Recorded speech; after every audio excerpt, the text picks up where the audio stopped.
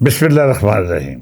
सजनों ते मित्रों, दुनिया ਦੀਆਂ ਮੁਅੱਜ਼ਮ ਰਿਆਸਤਾਂ ਆਪਣੇ ਤਾਰੀਖੀ ਪਿਛੋਕੜ, ਰਹਿਤਲ, ਅਦਬ ਤੇ ਅਣਖ ਨੂੰ ਹਮੇਸ਼ਾ ਸੰਭਾਲ ਕੇ ਰੱਖਦੀਆਂ ਨੇ। ਜਿਸ ਕੌਮ ਦੀ ਤਾਰੀਖ ਮਹਾਨ ਹੋਵੇ, ਉਹਨੇ ਹਰ ਦੌਰ ਵਿੱਚ ਇਹਦੀ ਸੰਭਾਲ ਕੀਤੀ ਹੋਵੇ।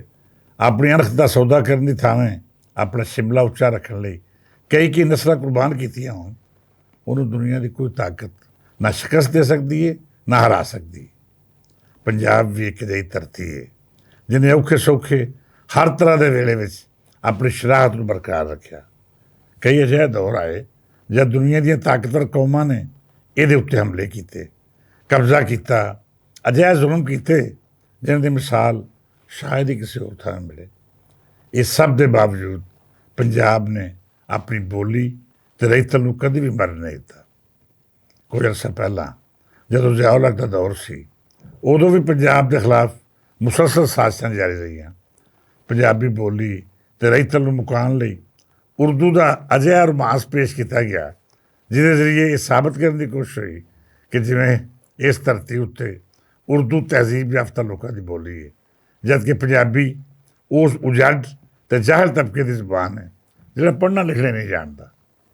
ਇਹੋ ਹੀ ਪ੍ਰੋਪੇਗੈਂਡਾ ਅਸੀਂ ਜਿਹੜਾ ਵੰਡ ਦੇ ਫੌਰੀ ਬਾਅਦ ਉਸ ਅਸ਼ਰਾਫੀਆ ਨੇ ਕੀਤਾ, ਜਿਹੜੀ ਇੱਥੋਂ ਦੀ ਮੁਕਾਮੀ ਤਾਂ ਨਹੀਂ ਸੀ ਪਰ ਇੱਥੇ ਦੇ ਇਖਤਿਆਰਾਤ ਉੱਤੇ ਕਾਬਜ਼ ਸੀ। ਜ਼ਿਆ-ਉਲ-ਹਕ ਨੇ ਉਰਦੂ ਨੂੰ ਕੌਮੀ ਜ਼ਬਾਨ ਆਖਿਆ। ਇਹਦੇ ਵਧਾ ਲਈ ਪੰਜਾਬੀ ਜ਼ਬਾਨ ਦਾ ਕਤਲ ਕਰਨ ਦੀ ਸਾਜ਼ਿਸ਼ ਚਾਹੀ ਅਤੇ ਇੱਥੋਂ ਜ਼ਿਕਰ ਕਰ ਛੱਡਿਆ ਕਿ ਜਿਹੜਾ ਬੰਦਾ ਪੰਜਾਬੀ ਬੋਲੀ ਦਾ ਨਾਂ ਲੈਂਦਾ ਸੀ ਜਾਂ ਫਿਰ ਪੰਜਾਬੀ ਦੀ ਗੱਲ ਕਰਦਾ ਸੀ, ਉਹਨੂੰ ਸ਼ੱਕ ਦੀਆਂ ਨਿਗਾਹਾਂ ਨਾਲ ਵੇਖਿਆ ਜਾਣ ਲੱਗ ਪਿਆ। ਮਤਲਬ ਇਹ ਕਿ ਜਿੱਥੇ ਪਹਿਲਾਂ ਤਹਿਜ਼ੀਬ ਯਾਫਤਾ ਹੋਣ ਲਈ ਉਰਦੂ ਬੋਲਣ ਦਾ ਸਰਟੀਫਿਕੇਟ ਜ਼ਰੂਰੀ ਸਮਝਿਆ ਜਾਂਦਾ ਸੀ, ਉੱਥੇ ਹੁਣ ਹੁੱਬੁਲ ਵਤਨੀ ਦਾ ਪੈਮਾਨਾ ਵੀ ਪੰਜਾਬੀ ਤੋਂ ਦੂਰੀ ਬਣ ਕੇ ਰਹਿ ਗਿਆ।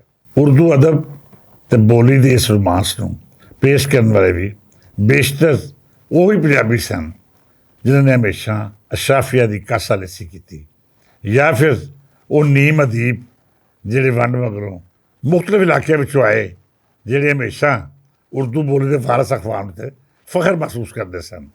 ਇਹਨਾਂ ਲੋਕਾਂ ਨੇ ਪਾਕਿਸਤਾਨ ਦੀ ਤਰਜਮਾਨੀ ਦਾ ਠੇਕਾ ਲੈ ਲਿਆ। ਪੰਜਾਬੀ ਥਾਵੇਂ ਕੋਈ ਹੋਰ ਬੋਲੀ ਹੁੰਦੀ ਤਾਂ ਸ਼ਾਇਦ ਮਰ ਮੁੱਕ ਜਾਂਦੀ, ਨਾ ਕੋਈ ਨੂੰ ਬੋਲਣ ਵਾਲਾ ਹੁੰਦਾ ਅਤੇ ਨਾ ਹੀ ਅੱਜ ਅਸੀਂ ਇਸ ਬੋਲੀ ਨੂੰ ਦੁਨੀਆ ਦੀ 10 ਵੱਡੀਆਂ ਜ਼ਬਾਨਾਂ ਵਿੱਚ ਸ਼ੁਮਾਰ ਕਰਦੇ। ਬਹਰਹਾਲ ਜ਼ਿਆ-ਉਲ-ਹਕ ਦੇ ਦੌਰ ਵਿੱਚ ਪੰਜਾਬੀ ਬੋਲੀ ਅਤੇ ਇਹਦੇ ਹੱਕਾਂ ਲਈ ਜਿਹਨਾਂ ਲੋਕਾਂ ਆਵਾਜ਼ ਚੁੱਕੀ, ਉਹਨੂੰ ਇਹਦਾ ਮੁੱਲ ਵੀ ਤਾਰਨਾ ਪਿਆ।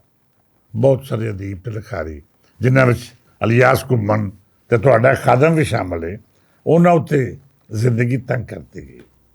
ਇਹਦੇ ਬਾਵਜੂਦ ਅਸੀਂ ਹਿੰਮਤ ਨਹੀਂ ਹਾਰੀ। ਮੁਸ਼ਤਾਕ ਬਣ ਜਾ ਲੋਕਾਂ ਦੇ ਕਾਫਲੇ ਵਿੱਚ ਸ਼ਾਮਲ ਹੋ ਕੇ ਪੰਜਾਬੀ ਦਾ ਝੰਡਾ ਉੱਚਾ ਕੀਤਾ ਅਤੇ ਅਮਲੀ ਤੌਰ ਉੱਤੇ ਉਸ ਤਹਿਰੀਕ ਨੂੰ ਅਗਾਂਹ ਵਧਾਇਆ ਜਿਹੜੀ ਅੱਜ ਪੰਜਾਬੀ ਬੋਲੀ ਦੀ ਅਲਾਮਤ ਬਣ ਰਹੀ ਹੈ। ਸ਼ਫਕਤ ਮਿਰਜ਼ਾ, ਉਸਤਾਦ ਦਾਮਨ, ਹਬੀਬ ਜਾਲਬ, ਰਾਜਾ ਰਸਾਲੂ ਅਤੇ ਅਜਿਹੇ ਹੋਰ ਵੱਡੇ ਨਾਂ ਸਾਡੀ ਇਸ ਤਹਿਰੀਕ ਨਾਲ ਰਲਤੀ ਹੋਏ ਅਤੇ ਹਰ ਉਹ ਔਕੜ ਬਰਦਾਸ਼ਤ ਕੀਤੀ ਜਿਹੜੀ ਇਸ ਅਸ਼ਰਾਫੀਆ ਵੱਲੋਂ ਪੰਜਾਬੀ ਦੇ ਰੱਦ ਲਈ ਮੁਮਕਿਨ ਹੋ ਸਕਦੀ ਸੀ। ਉਹ ਦੌਰ ਮੈਂ ਕਦੀ ਜੇਲ੍ਹ ਅਤੇ ਕਦੀ ਨਜ਼ਰਬੰਦੀਆਂ ਭੁਗਤਦਾ ਗੁਜ਼ਾਰਿਆ। ਬਹਰਹਾਲ ਨਾ ਤਾਂ ਮੈਨੂੰ ਇਸ ਦਾ ਬਦਲਾ ਚਾਹੀਦਾ ਹੈ ਅਤੇ ਨਾ ਹੀ ਮੈਨੂੰ ਕੋਈ ਤਮਗਾ ਲੈਣ ਦੀ ਖਾਸ਼ ਹੈ, ਕਿਉਂਕਿ ਪੰਜਾਬੀ ਸੇਵਕ ਹੋਣਾ ਹੀ ਮੇਰੇ ਲਈ ਸਭ ਤੋਂ ਵੱਡਾ ਤਮਗਾ ਅਤੇ ਇਜ਼ਾਜ਼ ਹੈ। ਮਿੱਤਰ ਪਿਆਰਿਓ, ਗੱਲ ਚੱਲ ਰਹੀ ਸੀ ਆਪਣੀ ਬੋਲੀ ਅਤੇ ਰਹਿਤਲ ਦੇ ਤਹਫ਼ੁਜ਼ ਲਈ ਕੰਮ ਕਰਨ ਵਾਲੇ ਲੋਕਾਂ ਦੀ। ਪਿਛਲੇ ਦਿਨਾਂ ਵਿੱਚ ਜਦੋਂ ਹਜ਼ਰਤ ਸਰਾਜ ਕਾਦਰੀ ਹੋਰਾਂ ਦੇ ਕੁਲੀਆਤ ਦੀ ਬੈਠਕ ਪੰਜਾਬ ਹਾਊਸ ਵਿੱਚ ਸੱਜੀ, ਜਿੱਥੇ ਪੰਜਾਬੀ ਅਦਬ ਦੇ ਵੱਡੇ ਨਾਂ ਤਸ਼ਰੀਫ ਲਿਆਏ, ਉੱਥੇ ਹੀ ਪੰਜਾਬੀ ਬੋਲੀ ਦੇ ਵਧਾ ਲਈ ਕੰਮ ਕਰਨ ਵਾਲੇ ਇਦਾਰੇ ਪਿਲਾਕ ਦੇ ਡਾਇਰੈਕਟਰ ਜਨਰਲ ਅਸਲਮ ਸ਼ਾਹਿਦ ਹੋਰੀ ਵੀ ਉਚੇਚੇ ਪ੍ਰਾਹੁਣਿਆਂ ਵਿੱਚ ਸ਼ਾਮਲ ਸਨ। ਮੇਰੀਆਂ ਅਸਲਮ ਸ਼ਾਹਿਦ ਹੋਰਾਂ ਨਾਲ ਜ਼ਿਆਦਾ ਮੁਲਾਕਾਤਾਂ ਨਹੀਂ। ਮੈਂ ਹਮੇਸ਼ਾ ਬਿਊਰੋਕਰੇਟਾਂ ਤੋਂ ਜ਼ਰਾ ਫਾਸਲੇ 'ਤੇ ਰਹਿ ਕੇ ਕੰਮ ਕਰਨ ਦਾ ਆਦੀ ਹਾਂ, ਕਿਉਂ ਜੇ ਬੇਸ਼ਤਰ ਅਫਸਰ ਕੰਮ ਘੱਟ ਅਤੇ ਅਫਸਰ ਬਹੁਤ ਹੀ ਝਾੜਦੇ ਨੇ, ਪਰ ਜਿਹੜੇ ਅਫਸਰ ਕੰਮ ਕਰਨਾ ਜਾਣਦੇ ਨੇ ਉਹ ਬੇਸ਼ੱਕ ਗਿਣਤੀ ਵਿੱਚ ਥੋੜ੍ਹੇ ਹੋਣ, ਸਾਬਤ ਕਰਕੇ ਰਹਿੰਦੇ ਨੇ ਕਿ ਵਸਾਇਲ ਹੋਣ ਜਾਂ ਨਾ ਹੋਣ, ਤਬਦੀਲੀ ਲਿਆਉਣਾ ਮੁਮਕਿਨ ਹੈ। ਪਿਲਾਕ ਇੱਕ ਅਜਿਹਾ ਇਦਾਰਾ ਹੈ ਜਿਹਦੇ ਬਾਰੇ ਅਕਸਰ ਲੋਕ ਸਵਾਲ ਉਠਾਉਂਦੇ ਨੇ ਅਤੇ ਬਹੁਤ ਸਾਰੇ ਇਤਰਾਜ਼ਾਤ ਵੀ ਕਰਦੇ ਨੇ, ਕਿਉਂ ਜੇ ਪਿਛਲੇ ਕਈ ਦੌਰ ਅਜਿਹਾ ਗੁਜ਼ਰੇ ਜਿਨ੍ਹਾਂ ਵਿੱਚ ਪਿਲਾਕ ਨੂੰ ਇੱਕ ਅਜਿਹਾ ਅਦਾਰਾ ਸਮਝਿਆ ਗਿਆ ਜਿਹੜਾ ਅਫਸਰਸ਼ਾਹੀ ਲਈ ਸੋਨੇ ਦੀ ਚਿੜੀ ਨਾ ਸਹੀ ਪਰ ਬੜੇ ਫਾਇਦੇ ਦੀ ਸ਼ੈ ਸੀ। ਕੁਝ ਅਫਸਰਾਂ ਆਪਣੀਆਂ ਕਿਤਾਬਾਂ 'ਚ ਪਵਾਈਆਂ, ਕੁਝ ਨੇ ਆਪਣੇ ਰਿਸ਼ਤੇਦਾਰ ਭਰਤੀ ਕਰਵਾਏ, ਕੁਝ ਨੇ ਲੰਮੀਆਂ ਦਿਹਾੜੀਆਂ ਲਾਈਆਂ, ਅਤੇ ਕੁਝ ਅਜਿਹੇ ਸਨ ਜਿਨ੍ਹਾਂ ਇੱਥੋਂ ਦੇ ਮਿਸਰੀ ਨਾਲ ਰਲ ਕੇ ਆਪਣੀਆਂ ਸਤਹੀ ਅਤੇ ਮਾਠੀਆਂ ਕਿਤਾਬਾਂ ਨੂੰ ਇਨਾਮ ਦਵਾ ਲਿਆ। ਇਸ ਅਦਾਰੇ ਵਿੱਚ ਬਹੁਤ ਕੁਝ ਹੋਇਆ, ਪਰ ਇਹਦਾ ਇਹ ਮਤਲਬ ਨਹੀਂ ਕਿ ਸਭ ਗਲਤ ਸੀ। ਕਈ ਲੋਕਾਂ ਬਹੁਤ ਸ਼ਾਨਦਾਰ ਕੰਮ ਕੀਤੇ, ਨਵੇਂ ਮਨਸੂਬੇ ਇਸ ਨੀਅਤ ਨਾਲ ਸ਼ੁਰੂ ਕੀਤੇ ਕਿ ਇਹਦਾ ਸਾਡੀ ਜ਼ਾਤ ਤੋਂ ਵੱਧ ਫਾਇਦਾ ਪੰਜਾਬੀ ਬੋਲੀ ਅਤੇ ਰਹਿਤਲ ਨੂੰ ਪੜੇਗਾ। ਫਾਇਦਾ ਹੋਇਆ ਵੀ, ਇਹਦੇ ਮੁਸਬਤ ਨਤੀਜੇ ਨਿਕਲੇ ਵੀ, ਪਰ ਜਿੰਨਾ ਕੰਮ ਇਹ ਅਦਾਰਾ ਕਰ ਸਕਦਾ ਸੀ ਸ਼ਾਇਦ ਉਹਨਾਂ ਨਹੀਂ ਹੋਇਆ। ਕੁਝ ਲੋਕਾਂ ਦੀਆਂ ਹੇਰਾਫੇਰੀਆਂ, ਕੁਝ ਦੀਆਂ ਨੌਸਰਬਾਜ਼ੀਆਂ ਮੁਸਲਸਲ ਇਸ ਅਦਾਰੇ ਦੀ ਰਾਹ ਵਿੱਚ ਰੋੜੇ ਬਣ ਕੇ ਰਹੀਆਂ। ਬਹਰਹਾਲ ਮੈਂ ਸਮਝਦਾ ਹਾਂ ਕਿ ਪੰਜਾਬੀ ਬੋਲੀ ਦੇ ਵਧਾਅ ਲਈ ਅੱਜ ਇੱਕ ਨਵੀਂ ਉਮੀਦ ਦੀ ਕਿਰਨ ਜਗ ਰਹੀ ਹੈ। ਪੰਜਾਬ ਹਾਊਸ ਵਿੱਚ ਅਸਲਮ ਸ਼ਾਹਿਦ ਹੋਰਾਂ ਨਾਲ ਮੁਲਾਕਾਤ ਹੋਈ। ਮੇਰਾ ਨਹੀਂ ਸੀ ਖਿਆਲ ਕਿ ਇੱਕ ਅਫਸਰ ਹੋਣ ਦੇ ਨਾਲ ਨਾਲ ਉਹ ਫਿਕਰੀ ਹਵਾਲੇ ਨਾਲ ਵੀ ਉਸ ਉੱਚੀ ਪੱਧਰ ਉੱਤੇ ਜਾ ਕੇ ਸੋਚ ਵਿਚਾਰ ਕਰਦੇ ਨੇ ਜਿੱਥੇ ਉਹ ਬੰਦਾ ਪੜ੍ਹ ਸਕਦਾ ਹੈ ਜਿਹਦੀ ਸੋਚ ਅਤੇ ਫਿਕਰ ਦਾ ਮਿਆਰ ਇੰਤਹਾਈ ਆਲਾ ਅਤੇ ਸ਼ਾਨਦਾਰ ਹੋਵੇ। ਅਸਲਮ ਸ਼ਾਹਿਦ ਹੋਰਾਂ ਕੁਲੀਆਤ ਸਰਾਜ ਕਾਦਰੀ ਬਾਰੇ ਜਿਹੜੀ ਗੱਲਬਾਤ ਕੀਤੀ ਉਹ ਯਕੀਨੀ ਤੌਰ 'ਤੇ ਉਹਨਾਂ ਦੀ ਕਾਬਲੀਅਤ ਦੀ ਗਵਾਹੀ ਦੇ ਰਹੀ ਸੀ। ਫਿਰ ਜਦੋਂ ਉਹਨਾਂ ਨਾਲ ਮੇਰੇ ਅਲੱਦਗੀ ਨਾਲ ਵਿਚਾਰ ਵਟਾਂਦਰਾ ਹੋਇਆ ਤਾਂ ਸਾਨੂੰ ਇਹ ਮਹਿਸੂਸ ਹੋਇਆ ਕਿ ਜਿਵੇਂ ਪਿਲਾਕ ਅਜਿਹੇ ਹੱਥਾਂ ਵਿੱਚ ਜਿਹੜੇ ਇਹਦੇ ਤਹਫ਼ੁਜ਼ ਦੇ ਨਾਲ ਨਾਲ ਇਹਨੂੰ ਬਣਾ ਸਵਾਰ ਕੇ ਇੱਕ ਅਜਿਹਾ ਅਦਾਰੇ ਦਾ ਰੂਪ ਦੇਣਗੇ ਜਿਹੜਾ ਪੰਜਾਬ ਦੀ ਹਕੀਕੀ ਤਰਜਮਾਨੀ ਅਤੇ ਇਹਦੀ ਰਹਿਤਲ ਦੀ ਆਵਾਜ਼ ਬਣੇਗਾ। ਉਂਝ ਵੀ ਹਰ ਦਿਹਾੜੇ ਕੋਈ ਨਾ ਕੁਝ ਇਹੀ ਖਬਰ ਮਿਲਦੀ ਹੈ ਜਿਹੜੀ ਪਿਲਾਕ ਵੱਲੋਂ ਸੀਨਾ ਠਾਰਦੀ ਹੈ। ਅਸਲਮ ਸ਼ਾਹਿਦ ਹੋਰੀ ਆਪ ਅਦੀਬ ਨੇ, ਸ਼ਾਇਰੀ ਕਰਦੇ ਨੇ ਅਤੇ ਕਹਾਣੀ ਵੀ ਸੋਹਣੀ ਲਿਖਦੇ ਨੇ। ਸਭ ਤੋਂ ਵੱਡੀ ਗੱਲ ਇਹ ਕਿ ਉਹਨਾਂ ਕਦੀ ਵੀ ਆਪਣੇ ਅਹੁਦੇ ਨੂੰ ਆਪਣੀ ਜ਼ਾਤੀ ਤਸੀਰ ਲਈ ਇਸਤੇਮਾਲ ਨਹੀਂ ਕੀਤਾ। ਕਦੀ ਇਹ ਦਾਅਵਾ ਨਹੀਂ ਕੀਤਾ ਕਿ ਮੈਂ ਕੋਈ ਬਹੁਤ ਵੱਡੀ ਤੋਪ ਚੀਜ਼ ਹਾਂ। ਪਿਲਾਕ ਦੇ ਡੀਜੀ ਤਾਂ ਉਹ ਹੁਣ ਬਣੇ ਨੇ, ਬਿਊਰੋਕਰੇਟ ਤਾਂ ਯਕੀਨੀ ਤੌਰ 'ਤੇ ਉਹ 15-20 ਵਰ੍ਹਿਆਂ ਤੋਂ ਹੋਣਗੇ। ਮੈਨੂੰ ਕਦੀ ਵੀ ਉਹਨਾਂ ਬਾਰੇ ਅਜਿਹੀ ਖਬਰਾਂ ਨਹੀਂ ਮਿਲੀਆਂ ਜਿਨ੍ਹਾਂ ਵਿੱਚ ਇਸ ਰੱਬ ਦੇ ਜੀ ਦਾ ਲਾਲਚ ਜਾਂ ਜ਼ਾਤੀ ਸ਼ੋਹਰਤ ਦਾ ਲੋਭ ਲੱਗਿਆ ਹੋਵੇ। ਅਸਲਮ ਸ਼ਾਹਿਦ ਹੋਰੀ ਚਾਹੁੰਦੇ ਨੇ ਕਿ ਪਿਲਾਕ ਥੋੜ੍ਹੇ ਵਸਾਇਲ ਦੇ ਬਾਵਜੂਦ ਅਜਿਹਾ ਸ਼ਾਨਦਾਰ ਕੰਮ ਕਰੇ ਜਿਹਨੂੰ ਹਮੇਸ਼ਾ ਯਾਦ ਰੱਖਿਆ ਜਾਏ।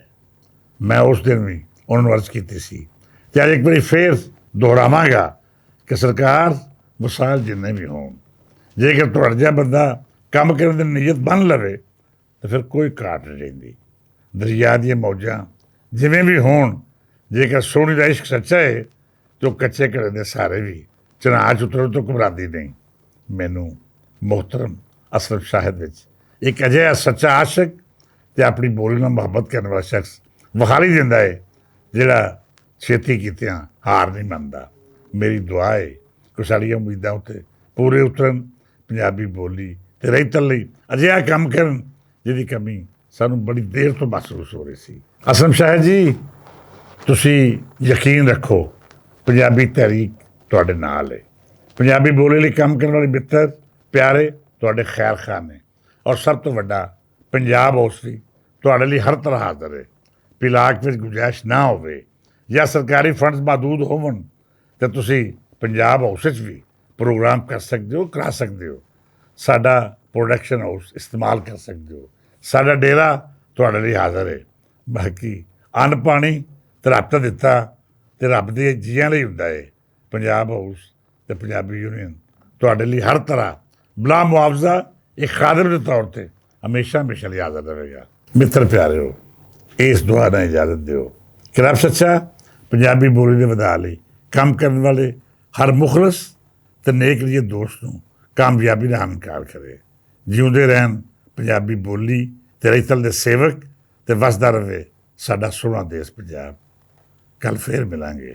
ਅੱਜ ਲਈ ਇੰਨਾ ਹੀ। ਰੱਬ ਰੱਖਾ।